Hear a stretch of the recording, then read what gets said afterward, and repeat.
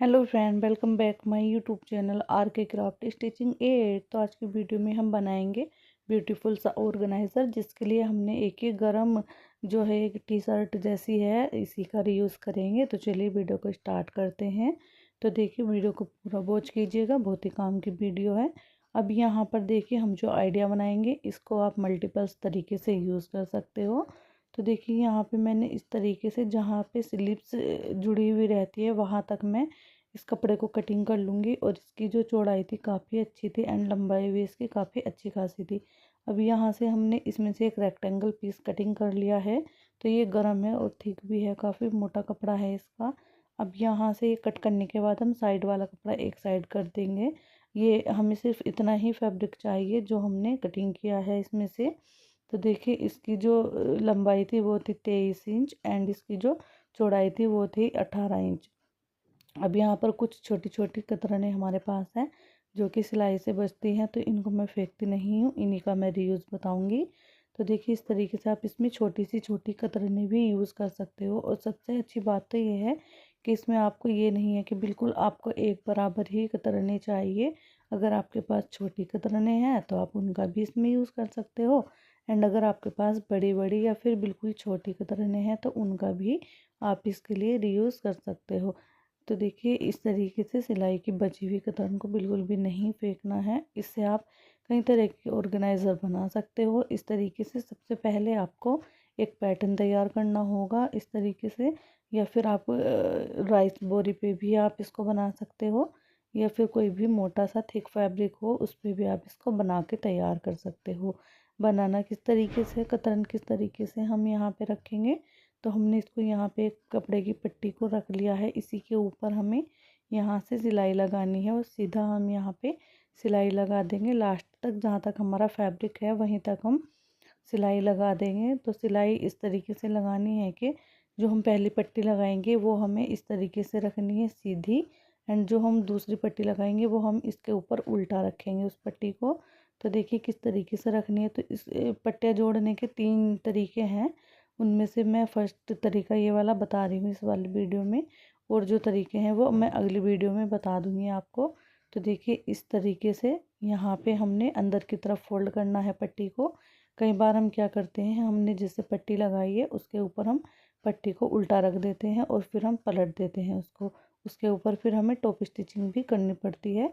But अगर आप इस तरीके से पट्टियों को लगाओगे तो इसमें टॉप स्टिचिंग नहीं करनी पड़ेगी, जिससे आपका टाइम भी बचेगा और धागा भी बचेगा। तो यहाँ पे इस तरीके से हमने सिलाई लगा दी है। अब दूसरी वाली पट्टी को ले लेंगे। दूसरी वाली पट्टी को हमें किस तरीके से रखना है देखिए। तो यहाँ पे हम ये जो फैब्रिक यहाँ था, इस तरीके से मैं इसको हल्का सा यहाँ से फोल्ड कर लूँगी, क्योंकि अगर मैं इधर दूसरी पट्टी लगाती तो देखिए ये, क्योंकि ये थोड़ा सा फैब्रिक बच रहा था तो मैंने इसको ही फोल्ड कर दिया है। अब इस तरीके से यहाँ से हमें जो ये राउंड शेप थी फैब्रिक की, इसको भी हम इस तरीके से फोल्ड करेंगे और सिलाई लगा देंगे। तो इस तरीके से आपको, जब आप दूसरी पट्टी अगर हम इसके ऊपर रखते और फिर पलटते तो उसके ऊपर टॉप स्टिचिंग लगाने में भी हमारा काफ़ी टाइम लगता है। टॉप स्टिचिंग भी लगानी पड़ती है और फैब्रिक ना काफ़ी मोटा भी हो जाता है कई बार। सिलाई जो सुई वगैरह होती है, धागा भी कई बार टूटने का डर रहता है। तो देखिए इस तरीके से ना आप कई सारे ऑर्गेनाइज़र बना सकते हो, जैसे कि बेड शीट बना सकते हो आप। इस तरीके से अगर आपके पास ढेर सारी कतरनें हैं तो उनको आप जोड़ सकते हो। अगर कतरनें भी नहीं है तो आप छोटे जो पुराने कपड़े होते हैं उनको इस तरीके से कटिंग करके क्या होता है कि जब हम कोई बैग वगैरह बनाते हैं या कोई भी ऑर्गेनाइज़र बनाते हैं, उसमें से जो कपड़ा बचता है ना उनको फेंकना नहीं है, बस उनका ही रीयूज़ हम इस तरीके से करते हैं। तो हम यहाँ पर इस तरीके से इन पट्टियों को एक एक करके लगाते हुए जाएंगे। अच्छे कलर डिज़ाइन की पट्टी है, अच्छी कलरफुल पट्टियाँ हैं। तो देखिए ये नहीं है कि हाँ बस आपको सिलाई से बची हुई कतरनी चाहिए। तो कुछ लोग कहेंगे कि मैम हम तो सिलाई नहीं करते हैं, तो फिर हम इस ऑर्गेनाइज़र को कैसे बनाएं। तो इसका भी तरीका है। देखिए अगर आप जहाँ पे भी रहते हैं, अब ये है कि टेलर तो हर जगह होते ही हैं, तो टेलर की जो दुकान होती है आप वहाँ पे जाकर, जो टेलर जब कपड़े सिलते हैं तो वो जो छोटी छोटी पट्टियाँ बचती हैं उनको ना वो जला देते हैं या फिर फेंक देते हैं। तो आप वहाँ पे जाकर उनसे वो पट्टियाँ ले सकते हैं, और वो कोई पैसा वगैरह नहीं लेते हैं उनका, फ्री में ही वो पट्टियाँ दे देते हैं, क्योंकि उनके तो बेचती है, वो उनके काम की तो है ही नहीं। तो आप उनको वहाँ से ला सकते हो। और उनको लाने के बाद आप उसमें से जो भी काम की पट्टियाँ हों उनको छांट लीजिए, और जो भी बेकार बेकार हो आपको लगे कि ये हमारे काम की नहीं है, जो बेकार पट्टियाँ हैं उनको आप फेंक सकते हैं कूड़े में।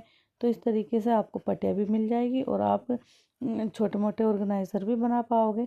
तो देखिए इस तरीके से ना मैंने एक डोरमेट भी बनाया था पहले। डोरमेट बहुत ही सुंदर बना था वो। उसमें तो मैंने बहुत ही छोटी छोटी पट्टियों का यूज़ किया था। अभी तो मेरे पास ये बड़ी बड़ी पट्टियाँ थी सिलाई से बचे हुए सूट की, क्योंकि मैं सिलाई भी करती हूँ। और मेरा एक और चैनल है जिसका नाम है क्राफ्ट DIY 2314। तो आप वहाँ पर जाकर भी मेरी वीडियो देख सकते हो। वहाँ पे मैं सूट वगैरह की सिलाई बताती हूँ, और कभी कभी इस तरीके के ऑर्गेनाइज़र भी क्लॉथ रियूज़ भी मैं वहाँ पे डालती हूँ वीडियो। तो आप मेरा वो वाला चैनल पे भी जाके वीडियो देख सकते हो। तो देखिए इस तरीके से आप ना पिलो भी बना सकते हो, तकिए का cover, pillow cover, cushion cover. तो जैसे हमारे घर में सोफ़े वगैरह होते हैं और सोफ़े पे हम छोटे छोटे तकिए रखते हैं, तो उसके लिए आप कवर बना सकते हो। कई सारे डिज़ाइन में बना सकते हो, और इसको आप कई तरीके से बनाकर भी तैयार कर सकते हो। तो उसमें कोई भी दिक्कत नहीं आती और बहुत ही सुंदर वो लगते हैं। और आजकल तो मार्केट में इस तरीके के ऑर्गेनाइज़र आने लगे हैं। मैंने एक दिन में मार्केट गई थी तो मैंने देखा था कि पिलो कवर रखे हुए थे। तो देखिए मैंने उसमें जो था बिल्कुल इसी तरीके से छोटी छोटी कलरफुल पट्टियाँ लगी हुई थी कपड़े की। तो वहीं से मुझे ये आइडिया आया था कि क्यों ना मैं भी इस तरीके से कुछ बना के देखूं। तो फिर मैंने ये एक यहाँ पर पैटर्न तैयार किया था। अभी मुझे ये भी नहीं पता था कि मुझे इसका बनाना क्या है, बट बस मैंने इसको तैयार कर लिया था छोटी छोटी पट्टियाँ लगाकर। और इसको मैंने यहाँ पर एक रेक्टेंगल पीस के ऊपर रेडी किया था। तो मैंने सोचा पहले मैं इन पट्टियों को लगा लेती हूँ, फिर सोचूंगी मुझे पिल्लू कवर बनाना है या क्या बनाना है। तो जब ये मैं इसके ऊपर पट्टियाँ जोड़ रही थी तो मुझे लगा था कि जो कपड़ा है नीचे वाला इकट्ठा हो जाएगा एकदम, बट ऐसा कुछ भी नहीं हुआ। बड़े ही इजी तरीके से, बड़े ही आसान तरीके से ये पैटर्न तैयार हो गया था। और देखिए आप आइडिया लगाइए कि मैं इसका क्या बनाऊंगी। इतना तो आप आइडिया लगा ही सकते हो। तो देखिए इस तरीके से हमने सभी पट्टियों को यहाँ पे सिलाई लगाते जाना है। और इस तरीके से सबसे अच्छी बात है कि हमें टॉप स्टिच नहीं करनी पड़ेगी इसके ऊपर। पहले मैंने एक ऑर्गेनाइज़र बनाया था, उस ऑर्गेनाइज़र पे मेरे बहुत ही अच्छा आप लोगों का सपोर्ट रहा था। तो फिर मैंने सोचा मैं एक और फिर इस तरीके से ही ऑर्गेनाइज़र बनाती हूँ, क्योंकि जो सब्सक्राइबर को पसंद आती है वीडियो बैग बनाने की हो या फिर कोई भी डोरमेट वगैरह बनाने की है, बेडशीट, तो फिर उसी वीडियो को मैं दोबारा से नए तरीके से बनाने की सिखाने की कोशिश करती हूँ, जो भी मेरे न्यू एंड पुराने सब्सक्राइबर हैं सभी को। तो देखिए इस तरीके से हमने ये छोटी छोटी पट्टियाँ कितने आसान तरीके से और कितने कम टाइम में जोड़कर तैयार कर ली है। तो देखिए फ्रेंड, अगर आपको हमारी वीडियो अच्छी लगती है तो प्लीज़ हमारे चैनल को सब्सक्राइब जरूर कीजिएगा, एंड वीडियो को लाइक शेयर करके कमेंट ज़रूर कीजिएगा कि आपको हमारी वीडियो कैसी लगती है। और देखिए इस तरीके से आप भी छोटे छोटे ऑर्गेनाइज़र बना सकते हो, और इनको बनाना बहुत ही आसान है, कोई भी दिक्कत नहीं। इसमें सबसे बड़ी बात तो ये होती है कि ना ही आपको कोई स्पेशल मेजरमेंट की ज़रूरत होती है, और ना ही कोई ये है कि हाँ आपने बना दिया कि आपने ऐसा बना दिया वैसा बना दिया। तो आप इन छोटे छोटे ऑर्गेनाइज़र को बनाकर अपने घर को एक न्यू लुक दे सकते हो, और एक अच्छा सा मतलब सजावटी चीज़ें आप अपने घर के लिए बिल्कुल फ्री ऑफ कॉस्ट बना सकते हो। इसमें कोई भी पैसा नहीं लगा है, और ना ही कोई लाइनिंग वगैरह का हमने इसमें यूज़ किया है, एंड कोई चेन वगैरह या फिर राइस बोरी का भी हमने इसमें यूज़ नहीं किया है। इस तरीके से बस एक कपड़े के ऊपर, और हाँ देखिए अगर आपके पास कोई कपड़ा नहीं है तो आप राइस बोरी के ऊपर भी इस तरीके से छोटी छोटी पट्टियों को लगा सकते हो।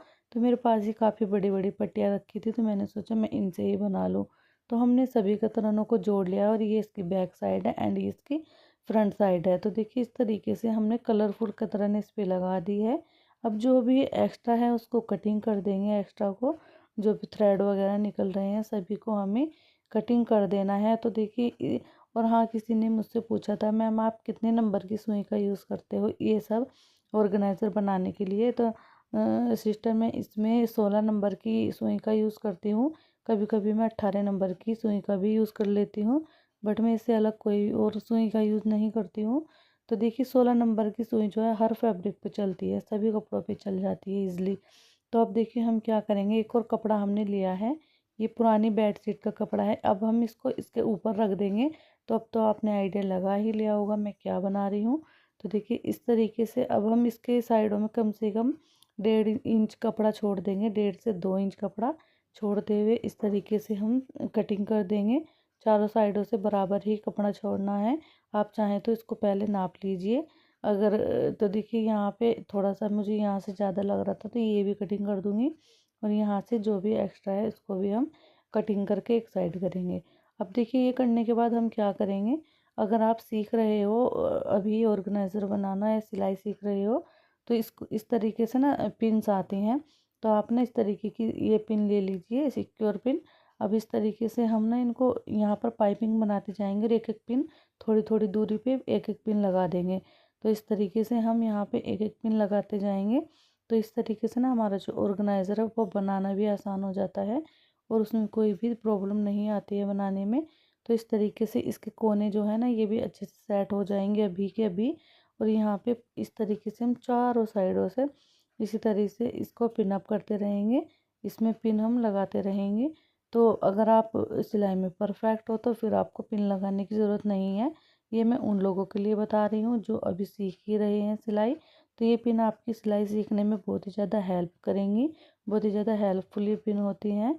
और इससे ये होता है कि अब आप इसको आराम से चारों साइडों से सिलाई लगा सकते हो। इसमें आपको कपड़े को संभालने की ज़रूरत नहीं होती है क्योंकि पिन ने यहीं पे कपड़े को सिक्योर कर दिया है अच्छे से।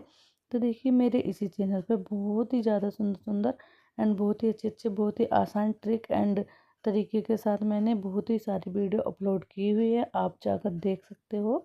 तो देखिए बैग वगैरह बनाना सीखना चाहते हो आप, वो भी मैंने इस चैनल पे अपलोड की हुई है वीडियो।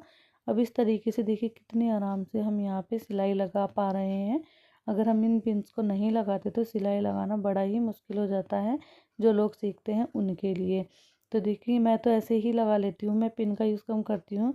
बट जब मैंने शुरू शुरू में सीखा था ये सब बनाना, तो मैं पिन का यूज़ तभी मैं ये पिन लाई थी, तब मैं इन पिन का हर ऑर्गेनाइज़र के लिए यूज़ करती थी क्योंकि इससे थोड़ी हेल्प हो जाती है और हमारे जो ऑर्गेनाइज़र वगैरह हम सिलाई करते हैं उसमें सफाई अच्छी आ जाती है इस तरीके से पिन लगाने से। तो अब यहाँ पे हमने चारों साइडों में लगानी है सिलाई और पाइपिंग बनाकर तैयार कर लेंगे और फिर देखेंगे हम इसका फाइनल लुक। तो देखिए यहाँ पे हमने बना लिया, ये था इसका फाइनल लुक। तो मैंने इसको यूज़ किया था डोर मैट की तरह, फिर मैंने सोचा टेबल मैट की तरह यूज़ करूँगी। तो देखिए आप इसको डोर मैट या टेबल मैट दोनों तरीके से यूज़ कर सकते हैं। Thank you for